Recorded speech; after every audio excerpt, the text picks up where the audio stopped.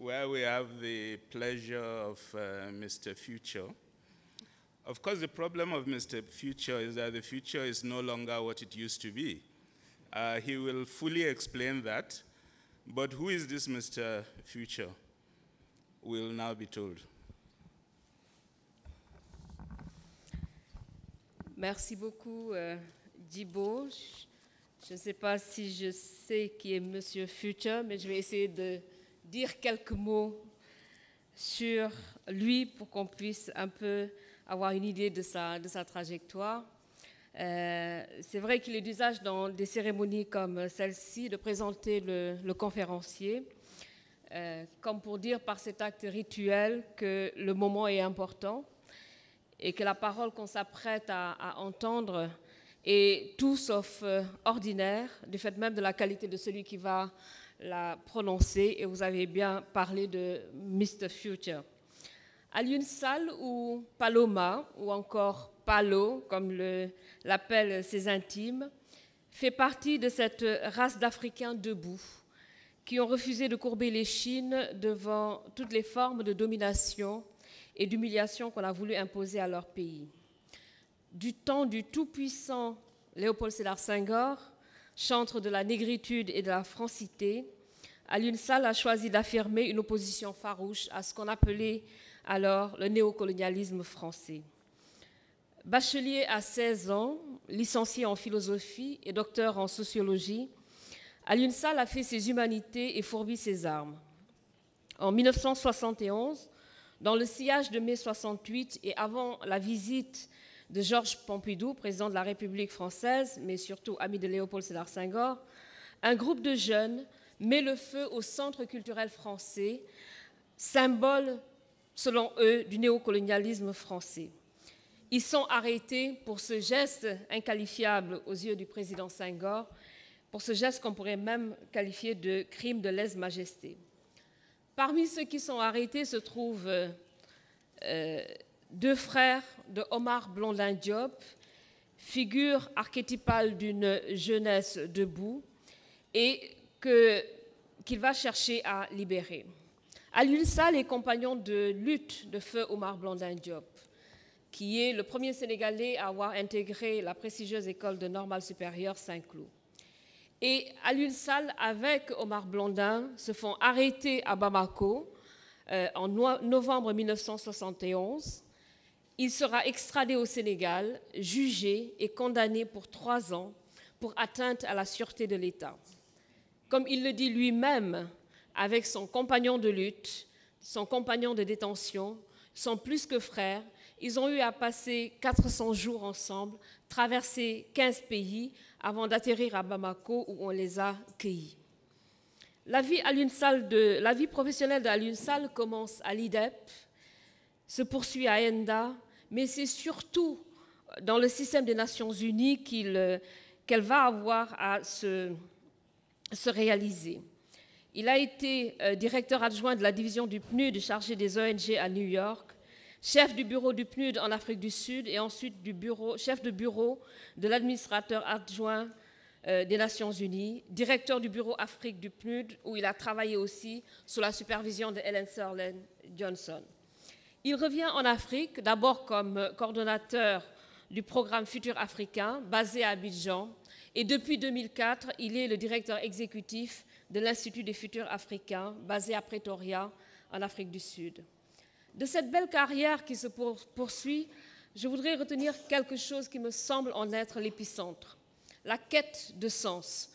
La quête de sens, sens comme signification, mais aussi comme orientation, une quête de sens qui ne peut se faire qu'en direction du futur, un futur qui est à penser comme un espace de liberté, comme une hypothèse ou une promesse et non comme une réalité déterminée. En effet, il faut se rappeler que dès 1986, Alioune Sall crée un bureau d'études privées spécialisé en prospective, le PRODEST, prospective, développement et stratégie. Ce souci du futur, donc, vous l'aurez compris, est le fil d'Ariane de ses réflexions et publications, parmi lesquelles je voudrais citer, et je vais m'en arrêter là, le Sahel face au futur, African Futures, la compétitivité future des économies africaines, Afrique, quel futur quel futur possible pour l'Afrique au sud du Sahara, sans oublier bien sûr la préface au livre de Souleymane Bachir Diagne, À la quête du sens, publié par le Codestria il y a quelques années. Et j'espère qu'au cours de ce futur, comme c'est l'homme des scénarios, il nous dira ce que les lions ou ces lions vont devenir dans un futur proche et peut-être aussi lointain. Merci beaucoup, Monsieur le Président. I'm quite jealous. Nobody has done such a beautiful introduction for me in my life. And to think that you are such a notorious young man, and yet you have such an excellent introduction. Can you now tell us what the future has for us?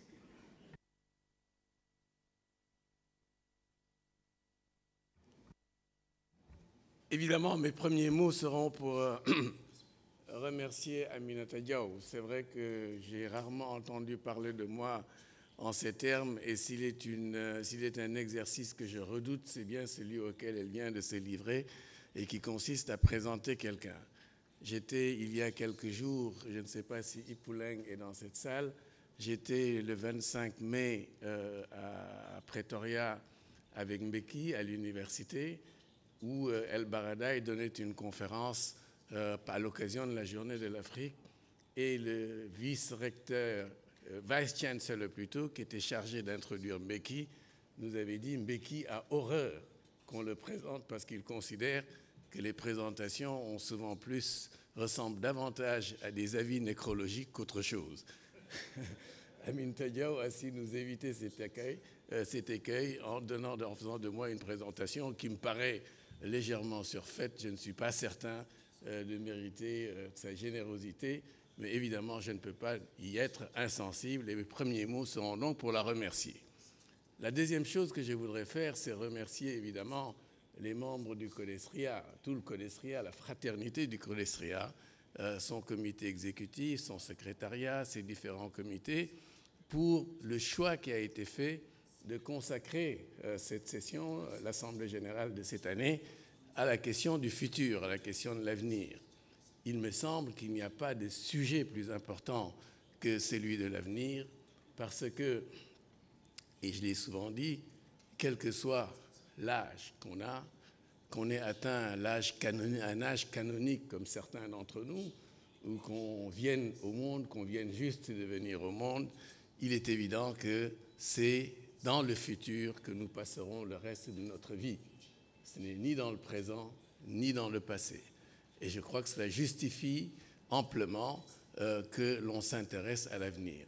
Il y a une autre raison pour laquelle il faut sans doute s'intéresser à l'avenir, c'est que des trois temps qui composent la texture des sociétés humaines, le passé, le présent et l'avenir, s'il est un temps que l'on peut modifier, que l'on peut organiser, c'est certainement l'avenir. On ne peut pas changer le passé, on peut l'interpréter, mais on ne peut pas le changer. On peut essayer d'accroître ses marges de manœuvre dans le présent, mais les marges de manœuvre dont on dispose dans le présent sont toujours relativement limitées. Par contre, lorsque l'on réfléchit à ce que l'on veut faire, à ce qui peut advenir et à ce que l'on veut faire et ce que l'on veut être, on a certainement des chances de réaliser le projet que l'on porte, qu'il soit un projet individuel ou collectif. Il faut donc s'intéresser à l'avenir pour cela. Et je dirais, avant de commencer mon propos aussi, qu'il y a dans cette salle beaucoup de gens à qui je dois cette passion que j'ai pour l'avenir, à commencer par celui qui fut le fondateur du Codestria, pour ne pas nommer Samir Amin, puisque je n'oublierai jamais, et je l'ai dit en des endroits où il n'était pas, que le premier exercice de réflexion prospective auquel j'ai eu le bonheur d'être associé datait de 1976, et c'était dans le cadre d'un projet qui était exécuté par l'IDEP, qui était financé, pour autant que je me souvienne, par l'UNITAR, et qui s'appelait Afrique et problématiques du futur. Et j'avais été enjoint, en quelque sorte, instruit, sans aucune possibilité de dire non à Samir, de participer à cet exercice. Je n'avais pas encore de cheveux blancs, et j'ai donc blanchi sous le harnais de la réflexion prospective, et je le dois en grande partie à Samir. Et c'est pour ça que je n'oublierai jamais de lui rendre hommage, parce que c'est lui qui m'a inculqué ces virus qui me vaut aujourd'hui l'honneur douteux d'être considéré comme Monsieur Futur. Et puis, dernière chose que je voudrais dire, c'est que je ne suis pas insensible au fait que cette conférence soit dédiée à Myriam Makeba, ou que Myriam Makeba soit la marraine de cette...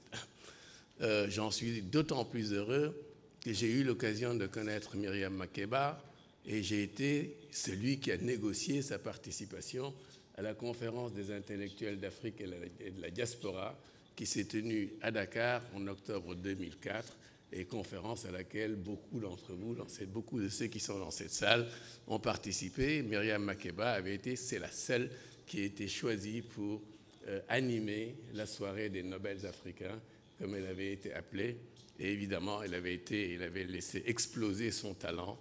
Et je dois dire que ce n'est que justice que le CODESRIA l'ait reconnue, parce qu'en plus d'être une voix, une diva, une musicienne de talent, une chanteuse de talent, Myriam Makeba fut une militante de la liberté, une combattante qui paya très cher son engagement, et ce n'est que justice que le CODESRIA en ait fait la marraine d'une conférence. Maintenant, j'en viens au propos de cette conférence. Lorsque Aminta m'a appelé pour me dire que le CODESRIA a organisé cette rencontre et m'a demandé de lui donner le titre de la communication que j'allais présenter, je lui ai dit il m'est difficile de te donner un titre parce que les muses m'ont déserté depuis très longtemps et je n'ai pas le talent qui est le tien pour découvrir des titres. Et puis, 2 jours après, je me suis souvenu qu'il y avait eu une réflexion autour de la quête du sens, et cette réflexion avait été en particulier menée par Souleymane Bachir Diagne, mais je me souvenais également du fait que Aminata avait consacré un texte à cette question du sens, et je lui ai dit, je n'aurais pas peur de me répéter ou de suivre vos pas, parce que ce que je n'ai pas dit, c'est que ce sont mes 2 philosophes préférés, comme je les appelle, Souleymane Bachir et Aminata Diaw. Je lui ai dit donc, au fond, pourquoi ne mènerait-on pas une réflexion sur le sens de la réflexion prospective en Afrique, étant entendu que le sens a une double connotation, comme elle l'a rappelé tout à l'heure. Le sens peut signifier signification, au sens propre du terme, mais aussi direction. Et cette double connotation du sens avait déjà été mise en exergue dès les années 60, puisqu'il y a eu un cahier consacré à la réflexion prospective en 1966 qui justement explicitait cette double connotation du sens, etc.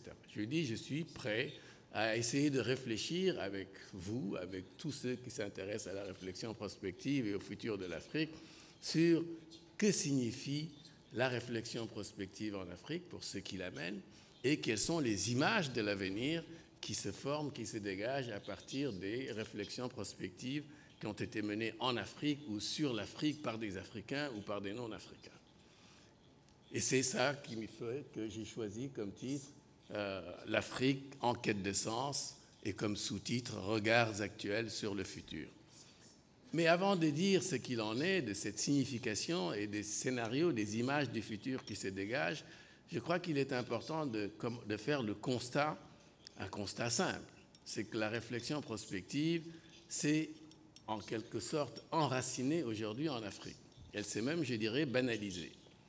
Et il est important de prendre la mesure de cet enracinement parce qu'il y a une périodisation que l'on peut faire de la réflexion prospective en Afrique et à chaque période, à chaque période s'attachent des caractéristiques particulières.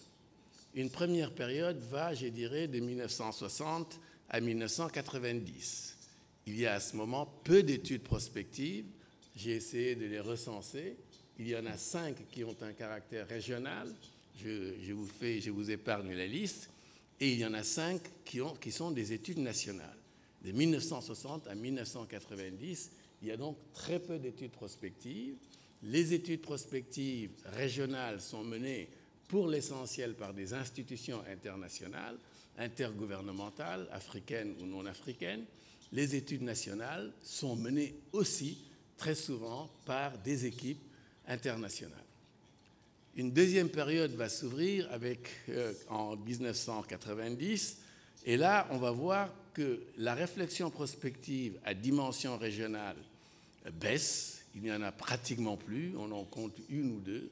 Par contre, les études prospectives nationales prennent un certain essor, prennent un certain envol.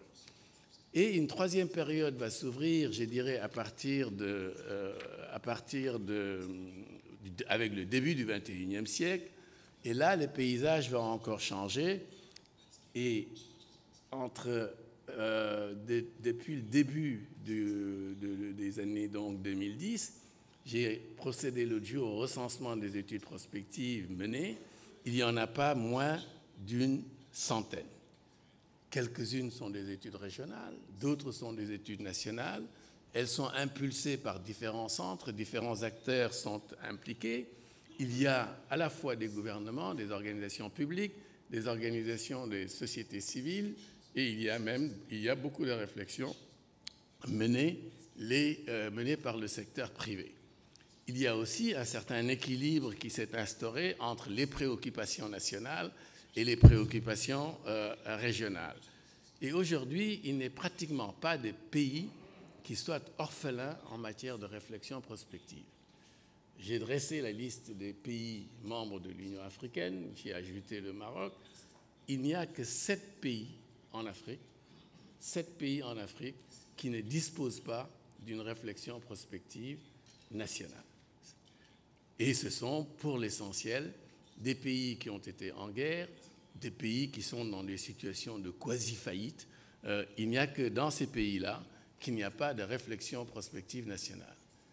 De même, les études à caractère régional ou sous-régional sont aujourd'hui légion. Pour ceux que cela intéresse, je pourrais en faire un tableau.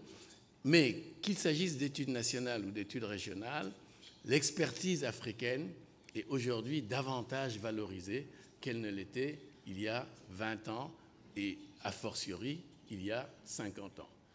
D'une certaine manière, donc, la réflexion prospective s'est banalisée en Afrique et je crois qu'il faut s'en féliciter d'un certain point de vue, mais ce ne va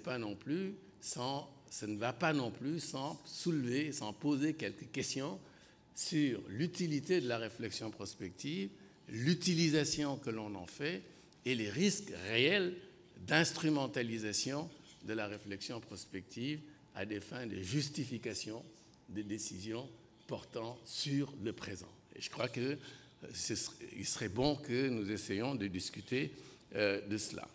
Alors, si on se place donc dans une perspective synchronique et non plus diachronique, la question qui se pose est de savoir pourquoi cet appétit pour la réflexion prospective est un appétit qui est allé croissant. Et c'est donc la première question à laquelle je voudrais répondre. Quelle signification peut-on donner à cet intérêt accru pour la réflexion prospective? Alors, j'ai essayé de le faire en écoutant un certain nombre d'acteurs de la réflexion prospective, en essayant ici de parcourir un certain nombre de textes qui légitiment cette réflexion prospective, que ces textes aient été produits par les gouvernements ou par d'autres, et puis en observant la pratique de la réflexion prospective, puisque j'ai eu quand même le bonheur d'être associé à beaucoup de réflexions prospectives menées sur ce continent. Et la réponse que je tire de cette interrogation, de cette fréquentation des uns et des autres, c'est qu'au fond, ceux qui mènent des réflexions prospectives le font en s'appuyant sur un certain nombre de postulats. Et ces postulats sont bien connus, ils sont au nombre de 3. Ils se présentent comme des affirmations. Le premier postulat étant que l'avenir est un domaine de liberté. L'avenir est un domaine de liberté et cela signifie qu'en dépit de l'inquiétude que suscite le futur, que peut susciter le futur, que doit susciter le futur, surtout dans un contexte où, comme le disait Djibril Ibrahimot, le futur n'est plus ce qu'il est, en dépit donc de l'inquiétude que suscite cette incapacité à fournir une réponse claire sur ce que sera demain, sur ce qu'il peut advenir, l'on sent bien qu'il n'y a pas de raison d'accepter une fatalité historique. Tous ceux qui mènent une réflexion prospective partent de l'idée qu'il n'y a pas de fatalité historique à laquelle les sociétés ne sauraient échapper. C'est donc l'arme de l'anti-fatalité par essence. Cela signifie également que ceux qui s'engagent dans les réflexions prospectives refusent toute idée selon laquelle l'Afrique n'a pas d'autre alternative que de suivre les prescriptions des institutions internationales, etc.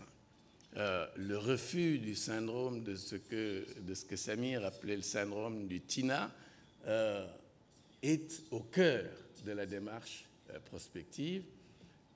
L'idée étant qu'il n'y a pas de raison que le passé des autres soit le futur de l'Afrique. L'Afrique n'a pas à refaire, à suivre les traces de qui que ce soit ou répéter l'expérience de qui que ce soit. Le mimétisme, qu'il soit celui de l'Occident ou celui de l'Orient, n'est certainement pas la stratégie la plus appropriée. Tout au plus, cela peut donner lieu à des attitudes simiesques, mais des attitudes simiesques, ce n'est pas ce qu'il y a de plus beau à voir et ce n'est certainement pas ce qu'il y a de plus original. Premier postulat. Le deuxième postulat, c'est que en engageant une réflexion prospective, on refuse d'une certaine manière d'avoir le nez sur le guidon et d'être prisonnier d'horizons temporels courts, parce que les horizons temporels courts équivalent à subir la dictature des urgences. Et effectivement, pendant des années, les Africains ont été soumis à cette dictature des urgences qui faisait que les dossiers étaient traités dans l'ordre que dictaient les urgences et pas dans l'ordre qu'aurait dû dicter leur importance stratégique.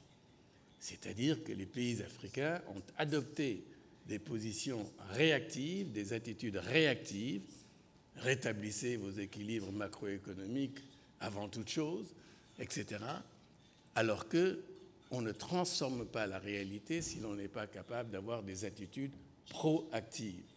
Tous ceux qui se sont engagés dans des processus de transformation réussis n'ont pu réussir que parce qu'ils ont adopté plutôt des attitudes proactives. Et tous ceux qui s'engagent dans la réflexion prospective font donc le pari qu'il est urgent de se départir de la logique des urgences, parce que la logique des urgences conduit à des attitudes réactives, là où il faut plutôt privilégier les attitudes proactives. Et le troisième postulat, qui est derrière les réflexions prospectives qui ont été menées en Afrique, c'est qu'il n'y a pas de transformation qui ne soit guidée par une théorie du changement, par une vision de l'avenir et, autant que faire se peut, par une vision partagée. Par une vision partagée. Sénèque l'avait déjà dit, il n'y a pas de bon vent pour qui ne sait pas où il veut aller, mais je crois que les expériences de transformation réussies que l'on connaît, qui ont été enregistrées par l'histoire, le prouvent amplement, et le développement dans son ensemble n'échappe pas à ces règles. Le développement n'est pas une espèce de casse-tête pour des économistes en mal de modélisation. Le développement, c'est la réalisation d'un projet collectif et la réalisation d'un projet de transformation qui va bien au-delà de la sphère économique, une transformation qui englobe les sphères politiques, sociales, culturelles, environnementales, technologiques, etc. Et il est évident que plus le projet collectif sera explicite, plus on sera capable de le rendre explicite, plus grandes seront les chances de le voir accepté, en tout cas discuté. Et c'est donc les trois postulats, je dirais, qui sont à la base de toute réflexion prospective, et on les retrouve dans les discours fondateurs des exercices de réflexion prospective menées au niveau national ou au niveau régional.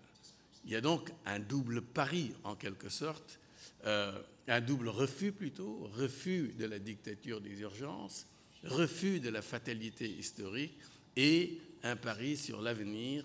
La quête de l'avenir est possible pour peu que le projet collectif soit clair, explicite et accepté. Alors, je ne suis pas naïf pour penser que les études prospectives qui ont été menées l'ont été simplement dans un souci de lisibilité, d'intelligibilité théorique. Il y a derrière les réflexions prospectives aussi des calculs politiques et des relations très complexes qui se nouent entre les divers acteurs entre les divers acteurs contribuant à ces réflexions prospectives, qu'il s'agisse des techniciens, qu'il s'agisse de leurs bailleurs de fonds, etc. Mais c'est un point qui dépasse en quelque sorte le cadre de cette communication.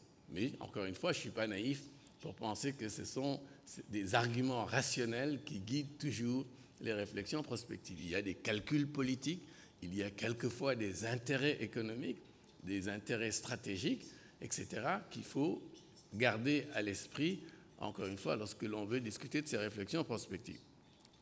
Maintenant, je voudrais me tourner vers le deuxième point, qui est celui des images du futur qui se dégagent des réflexions menées sur l'avenir du continent.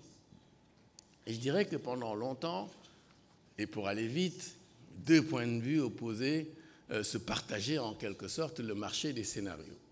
Il y a des visions pessimistes de l'avenir de l'Afrique et il y a toujours eu des visions quelque peu optimistes. C'est une banalité de base que de le dire. J'ai eu l'occasion en 2008 de voir que dans la même année, deux ouvrages étaient parus qui rendaient parfaitement compte de ce clivage. L'un était publié par le National Intelligence Council américain et dans cet ouvrage, l'Afrique, en particulier l'Afrique subsaharienne, était condamnée à être la région du monde la plus vulnérable à la transformation économique, la plus vulnérable à la pression démographique, aux conflits civils et à l'instabilité politique. Et en dépit de la demande croissante pour les produits exportés par les pays africains, les populations africaines allaient tirer très peu de profit de la croissance, etc. Intelligence Council. La même année, un auteur qui s'appelait Dominique Moisy avait publié un ouvrage qui s'appelait « La géopolitique de l'émotion », qui portait un regard tout à fait différent sur l'Afrique. Selon lui, malgré une impression persistante de désolation, renforcée évidemment par la tendance des médias à privilégier les mauvaises nouvelles sur les bonnes, l'Afrique était déjà en train d'émerger, quoique lentement, elle sortait des abîmes de la pauvreté. C'était ses propos.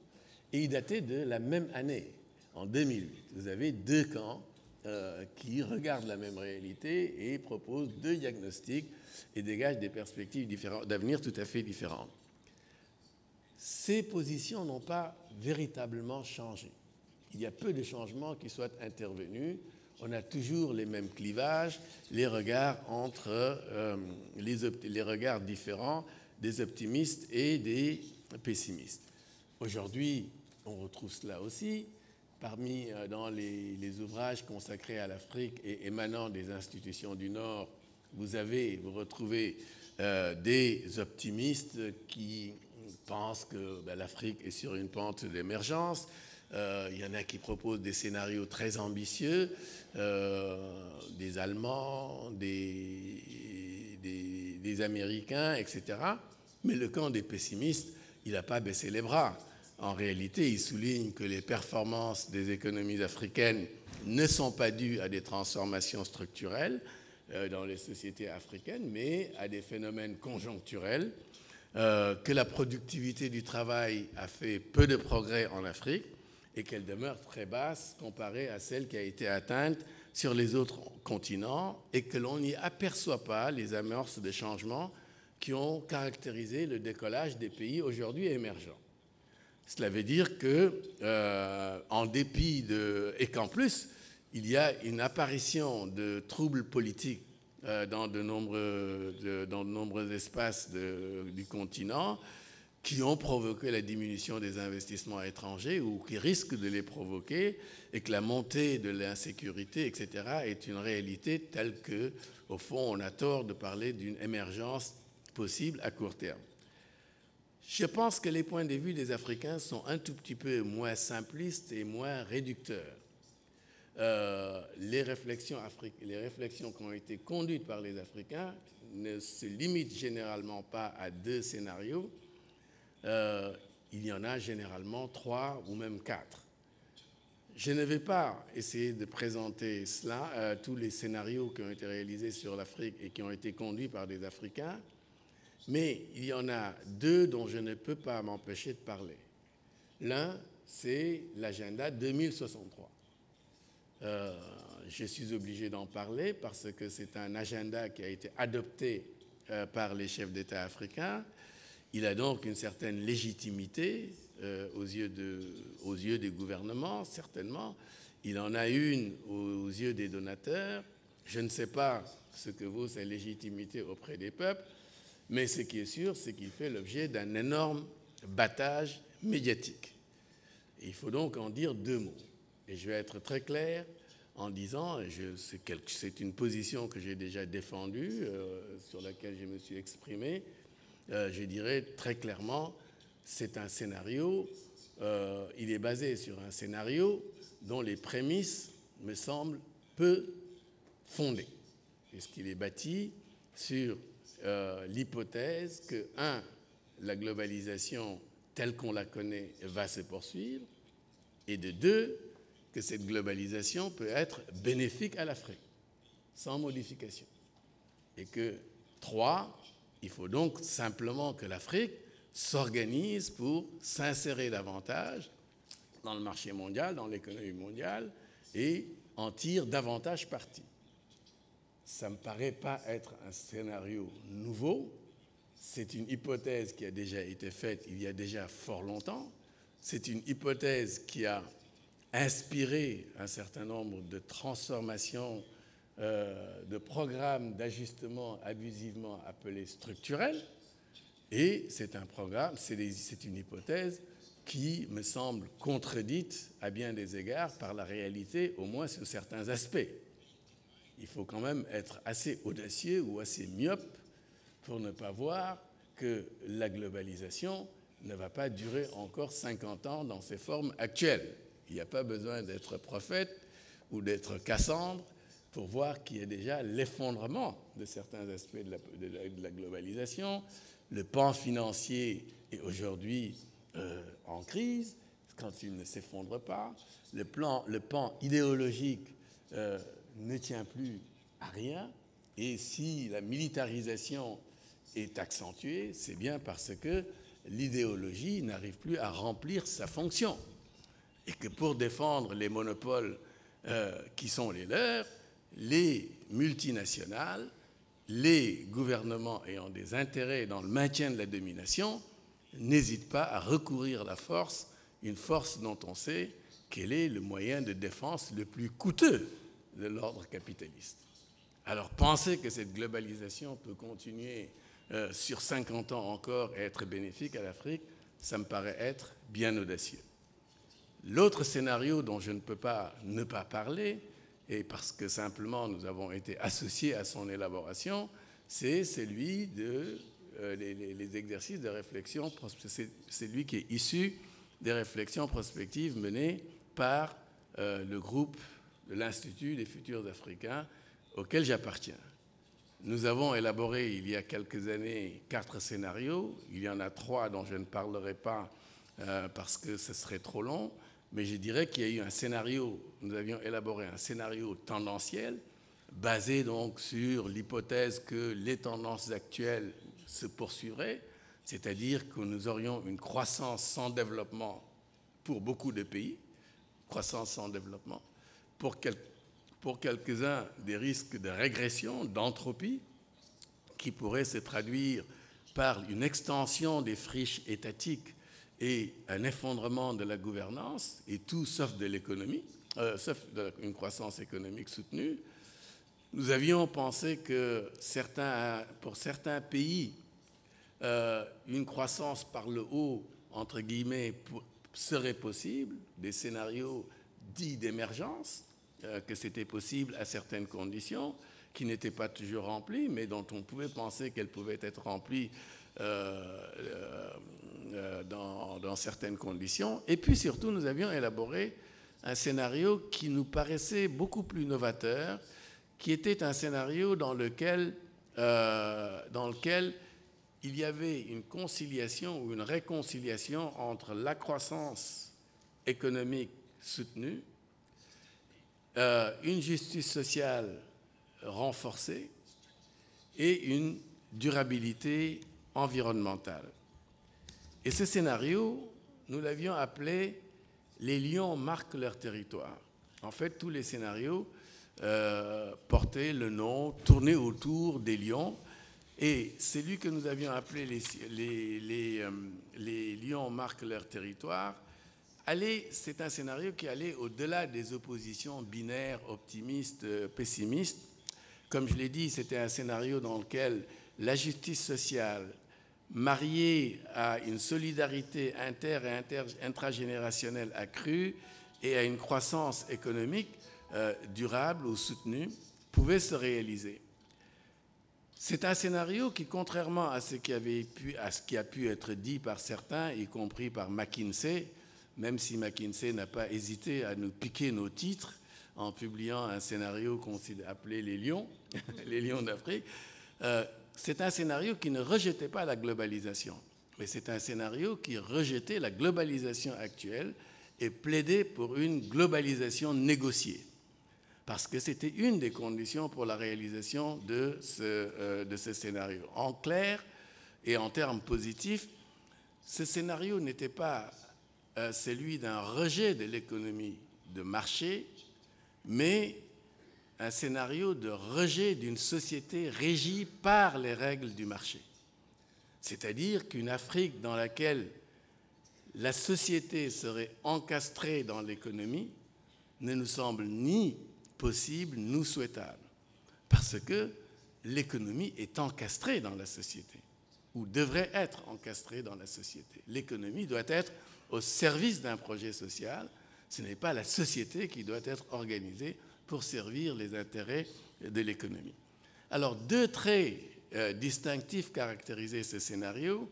C'est d'une part un État plus stratège, ce qui n'est pas le cas aujourd'hui. Nous avons des États prédateurs, nous avons des États rentiers, nous avons des États ponctionnaires, etc. Nous avons pensé qu'une des conditions de réalisation de ce scénario, c'est un État stratège. Et un État stratège, ça veut dire un État qui s'interroge sur ce qu'il doit faire pour préparer l'avenir.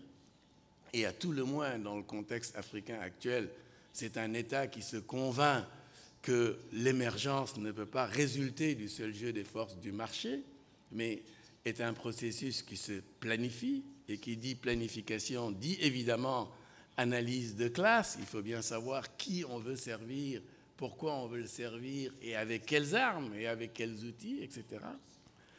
C'est donc plus qu'un état de comptable, de gestionnaire et de modélisateur. Et c'était donc la première condition. Et la deuxième condition pour que ce scénario puisse se réaliser, c'était évidemment une mobilisation autour d'un projet collectif, parce qu'aussi longtemps que les États n'arriveront pas à reconstruire un projet collectif, aussi longtemps que les peuples ne se doteront pas d'un nouveau rêve collectif, il n'y aura pas d'avenir. Un désir d'avenir est une composante essentielle pour réussir une transformation. Or, le rêve collectif, il a quelque part disparu. Je pense que les pères fondateurs, comme on aime à les appeler, avait un projet, avait un rêve collectif. Aujourd'hui, où est le rêve collectif?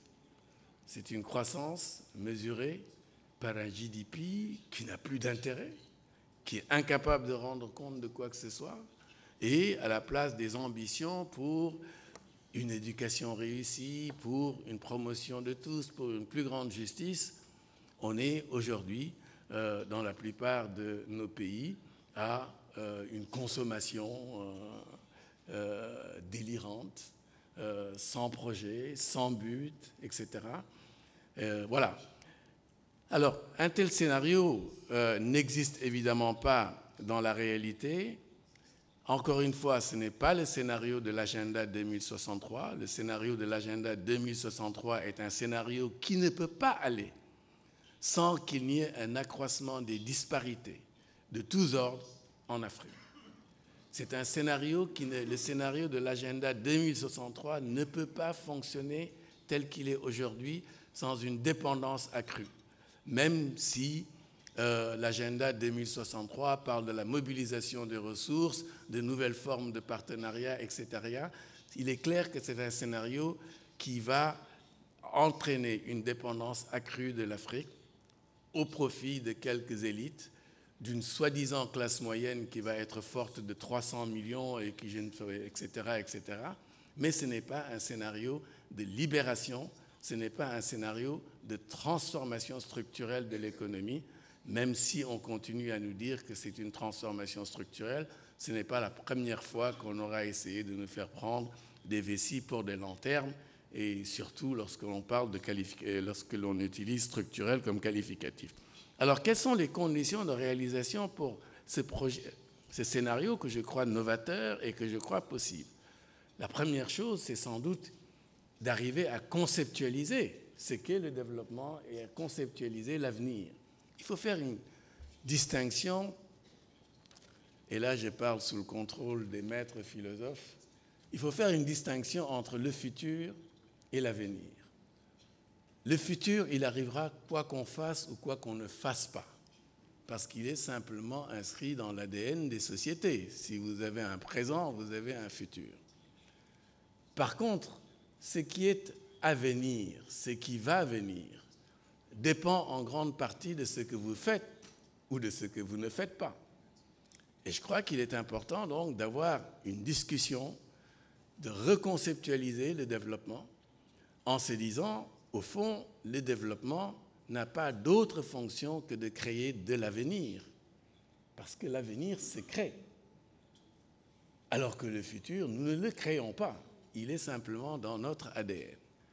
Je crois également que, associé à cette notion de développement, il y a un certain nombre d'abus épistémologiques qui ont été commis. Et il est important de revisiter toutes les notions qui tournent autour du développement de façon à rétablir la vérité sur ces faits. La seconde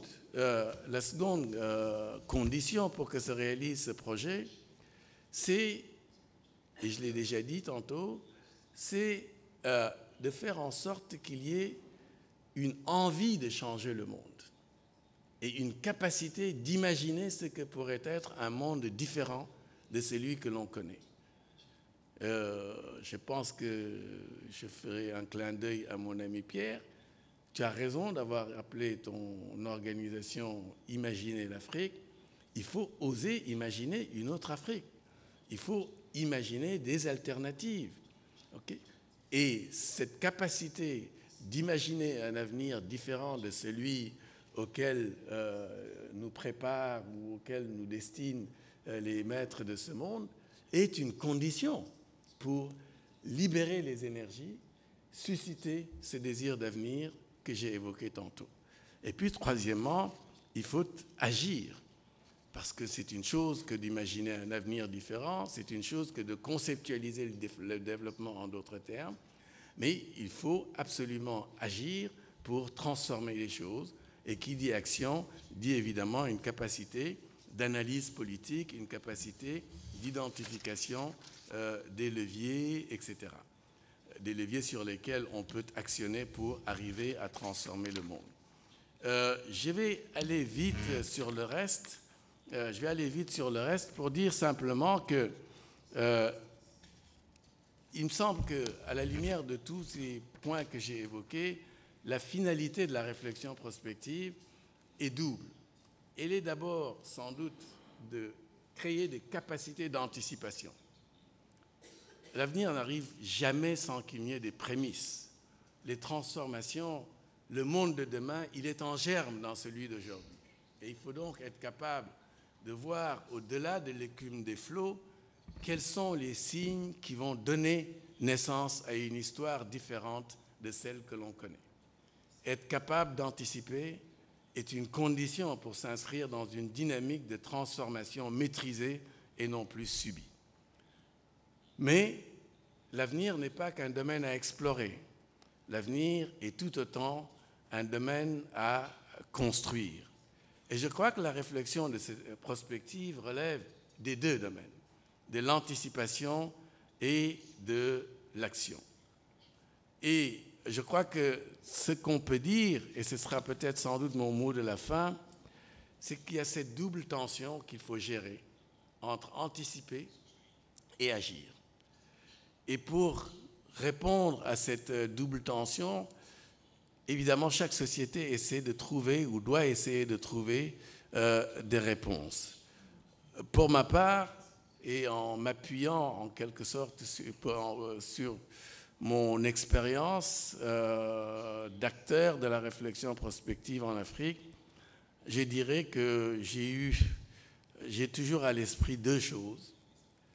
La première chose, c'est une réflexion d'un poète sénégalais, d'un compatriote donc, qui parle du fait que le pouvoir ne sert que le temps du pouvoir. Et il est souvent déloyal par rapport à l'avenir, parce qu'il est obsédé par le quotidien.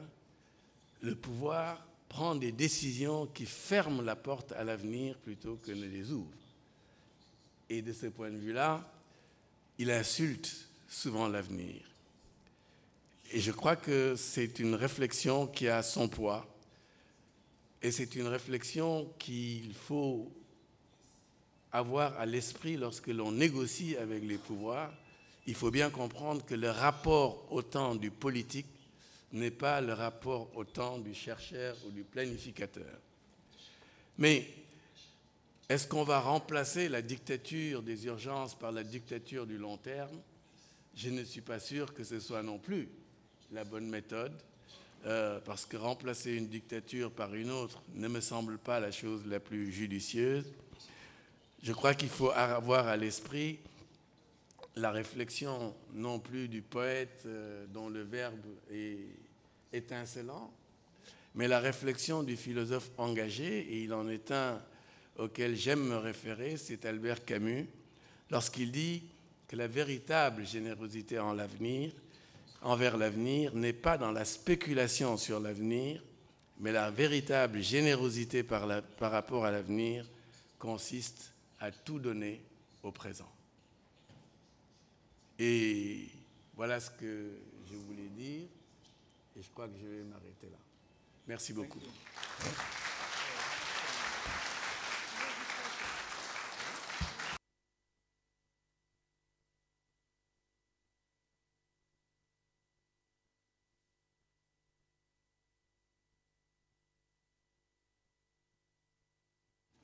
Yeah, you were within the time. I think this has been a wonderful presentation.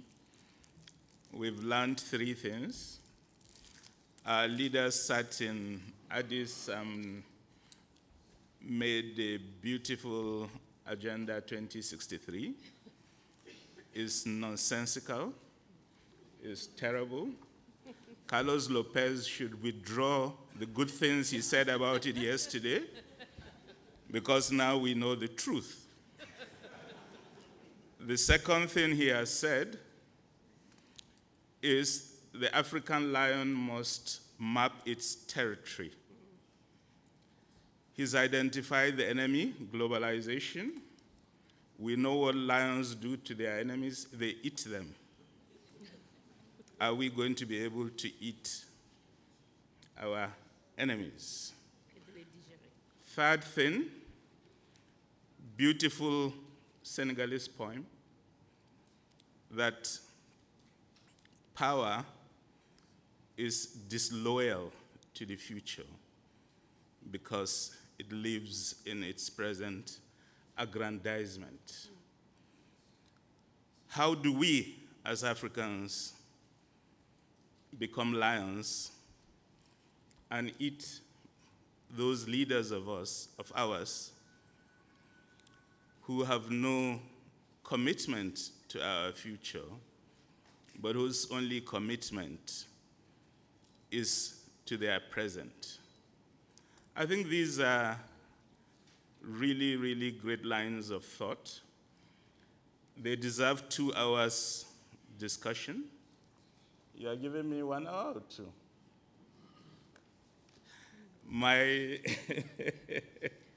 I feel we are being oppressed by the Codesria hierarchy. We've been told we can't talk, we can't discuss, and we are... No, it's because we are going to have a round table. No, you have a good reason, I know. I mean, it's not just out of wickedness. Yeah. So I think, no, we've been told no comments, no discussions. Okay, 15 minutes, yes.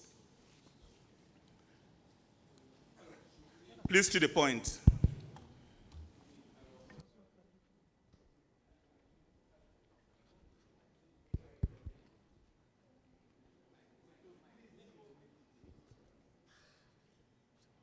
Alors, j'étais en train de dire que ce garçon... Non, il ne faut pas faire de la poésie, hein? Va tout droit. Sans poésie, il n'y a pas d'avenir possible. Apparemment, vous êtes à côté de Alioune, mais vous n'avez pas bien compris. La poésie, justement, c'est là-dedans que naîtra l'avenir. N'est-ce pas? Puisqu'il s'agit de création. Mais ça, c'est à Alioune de revenir par moi. Moi, ce que je voulais dire, c'est d'abord remercier Ibrahima Sall. Je ne sais pas s'il est là, Ibrahima. Parce que grâce à Ibrahima Sall et à Alioune Sall, encore une fois, encore Alioune, eh bien, nous avons commencé à l'Université de Dakar un travail de formation universitaire et académique, j'insiste là-dessus, en matière de prospective. Et nous avons déjà une génération qui a fait la première introduction et l'initiation à la prospective en 2011-2012, et ensuite qui a continué en 2012-2013, et cette génération-là, elle est en train de s'approprier les éléments essentiels que Alioune Sall et Ibrahima Sall nous ont permis d'engranger. C'est vraiment très important. Et on les remercie, merci. Oui, mais vous êtes... Non, mais on n'a vraiment pas de temps, hein? Oui, mais... Franchement. Mais on est là pour quoi? On est là pour d'autres séances. Bon, alors... Donc, dans ce cas-là, c'est vraiment mal dit, parce que ce garçon-là, il a développé l'élément majeur aujourd'hui, à savoir qu'il nous faut une prospective académique et universitaire. Donc, Ibrahima, merci, et Alioune, merci. Nous sommes en train de faire ce travail-là, et les universités d'Afrique, des universités, je dis d'Afrique, doivent construire cette prospective universitaire et académique, parce qu'il faut prendre un minimum de différence avec les autres prospectives qu'il a parfaitement bien saisies. Donc, Alioune, shukran, merci. Voilà. Yes, and then you, yeah. Go ahead, please, to the point.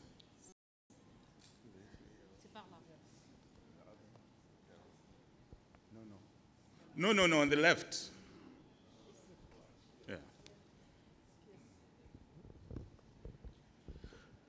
Merci beaucoup à Alioune pour cet exposé particulièrement brillant. J'ai surtout aimé la différence entre le futur et l'avenir. Le futur arrive, le soleil se lèvera demain, l'avenir se crée, nous vivrons une différente société. Je répète. Merci. Donc, merci à Alioune Sall pour cet exposé particulièrement brillant. J'ai particulièrement aimé la différence entre le futur arrive, le soleil se lèvera demain, et l'avenir se crée, nous vivrons, n'empêche, dans une société différente. Comment on dit ça en anglais? En anglais, comment on dit le futur et comment on dit l'avenir? Il me semble qu'en anglais, il n'y a que le futur. Donc ça veut dire quoi exactement?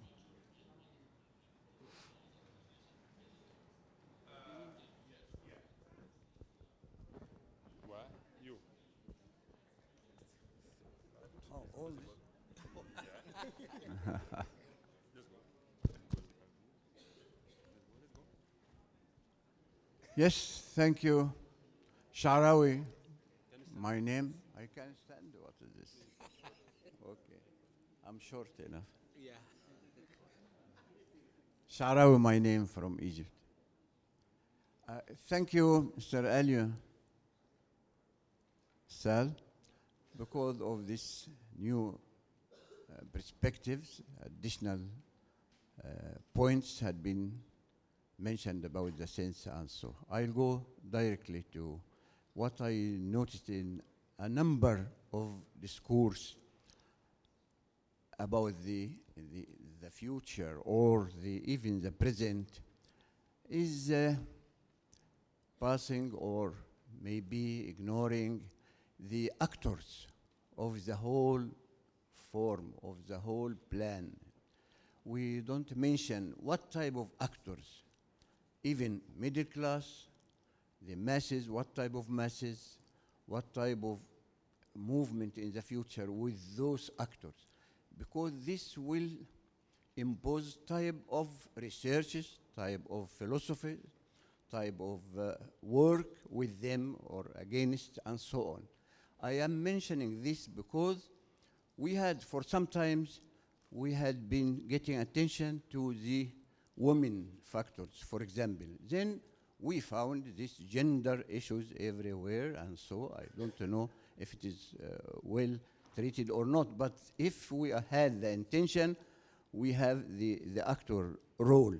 Because suddenly, if with ignoring these factors in our plans, we found it uprisings of youth or marginalized masses, and we don't analyze this, how it happened, that this youth movements everywhere, or the uprising of masses everywhere.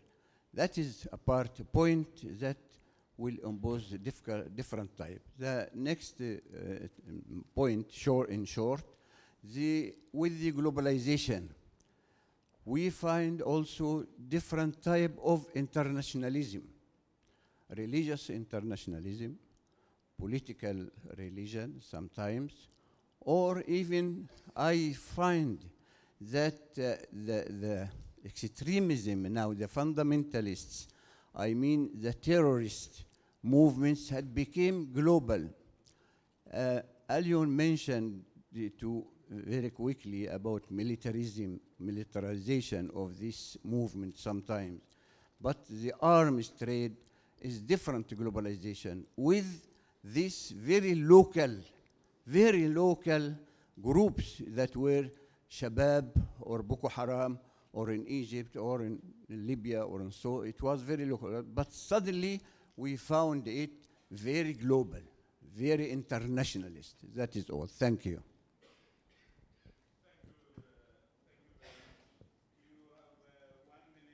To respond to one issue you want to respond to.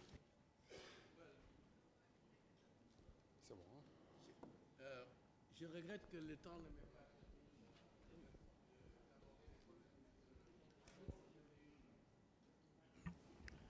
Je n'ai pas abordé les problèmes méthodologiques que pose la réflexion prospective. Je me suis beaucoup plus attardé sur la philosophie et l'esprit de la prospective que sur ses outils, ses méthodes et ses processus. J'ai encore moins dit sur les dispositifs institutionnels, Si j'avais eu le temps, peut-être que je les aurais abordés et la question de Helmi n'aurait pas été posée. Parce qu'effectivement, on ne peut pas élaborer un scénario sur l'avenir, quel que soit le scénario, sans identifier au moins, sans avoir des informations sur au moins 5 éléments.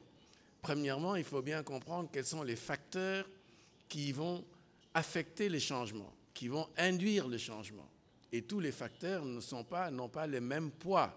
Lorsque vous faites une analyse systémique, lorsque vous décomposez un système en ses éléments constitutifs, vous vous rendez compte qu'il y a une interaction entre plusieurs facteurs qui relèvent de plusieurs ordres et leur poids n'est pas le même, leur degré de, comment dirais-je, comment on dit ça encore, de prégnance n'est pas le même, etc. Et c'est pour ça qu'on essaie de faire des analyses structurelles pour voir quel est le degré de motricité des différents facteurs et quel est le degré de dépendance de ces différents facteurs. Donc, il faut avoir des informations sur les facteurs du changement. Il faut avoir des informations sur les acteurs du changement, en sachant qu'il y a des acteurs locaux, des acteurs nationaux, des acteurs globaux et des interactions entre ces différents acteurs et des alliances qui se nouent, etc., autour d'intérêts très précis. Il faut avoir en troisième lieu une idée des stratégies de ces acteurs. Est-ce que ce sont des stratégies de coercition, c'est des stratégies de cooptation, c'est des stratégies de corruption, quoi. Et puis, il faut avoir une idée sur les incertitudes majeures associées à chacune de ces stratégies. Et il faut avoir enfin des informations sur l'environnement mondial dans lequel se passent toutes ces interactions-là. Et vous avez raison, donc, Helmi, de dire qu'il faut avoir de l'information sur les acteurs et les stratégies des acteurs. Et ces stratégies sont changeantes. Vous avez raison aussi, Helmi, de dire qu'il y a une internationalisation, en quelque sorte, des mouvements, on peut les appeler terroristes, tout ce que l'on voudra, mais il y a une internationalisation des mouvements que je considère personnellement comme rétrogrades. Mais de même, il y a une internationalisation des forces impérialistes. Et on ne saurait parler des uns sans parler des autres. Alors, ce qui est important, c'est de comprendre où se situent les intérêts des peuples. Parce qu'on sait où sont les intérêts des ennemis, mais où se situent les intérêts des peuples, ce n'est pas toujours évident. Et j'espère que les institutions comme le CODESRIA vont nous permettre de dépasser cette espèce de face-à-face dont on ne sort plus entre d'une part les impérialistes, d'autre part les mouvements qui sont associés aux impérialistes mais qui prennent différentes couleurs, etc., etc., pour nous focaliser véritablement sur les intérêts des peuples africains, parce que c'est dans la vocation du CODESRIA que de travailler à faire émerger une lecture possible des intérêts des peuples africains et de travailler à faire en sorte que ce qui est souhaitable pour l'Afrique devienne réalité. Pierre me pose une question qu'il aurait fallu poser aux interprètes. Quelle est la différence entre le futur et l'avenir? Je dirais qu'en anglais, il n'y en a peut-être pas. Futur et avenir se disent la même chose. Mais en français, on peut bien faire la distinction entre le futur et ce qui est à venir. Je ne parle même pas de l'avenir écrit en un seul mot, mais je dirais l'avenir en deux mots, avec un trait d'union entre les deux. Et ce qui est à venir dépend de nous, de ce que nous ferons et de ce que nous ne ferons pas. Alors que le futur, il est là, hein? Il est là, il est déjà là, parce que le présent, par définition, il est éphémère. Et au moment où on parle, il n'est déjà plus. Il a déjà disparu, etc. Donc, pose la question aux interprètes, et j'imagine que Imagine Africa pourrait faire un travail intéressant là-dessus, connaissant la fécondité de Pierre lorsqu'il s'agit d'imagination, il est capable de nous proposer quelque chose. Dernier point, ce sera pour dire simplement à Malik que je suis heureux de savoir que les cohortes qui ont été commencées en 2011 sont maintenant au niveau des doctorats, etc. Et il faut rendre hommage pour cela à Ibrahima, parce que c'est Ibrahima qui m'a invité à venir à la conférence inaugurale. Merci beaucoup. Thank you. The purpose of a keynote address is to inspire us, to make us think, to pose key questions, and I think that has been done. Lopez yesterday told us about the beautiful prose of the Lagos Plan of Action. The only problem, however, he said with the Lagos Plan of Action was that he didn't have a plan of action. Today, we've heard that our Agenda 2063 is beautiful prose, but it is leading us to a future that could be disastrous. Our responsibility as intellectuals is to engage in perspective thinking so that we don't go to that disaster, but we go towards that future we are searching of social justice. Thank you for your intelligence and provocative thinking. The session is closed.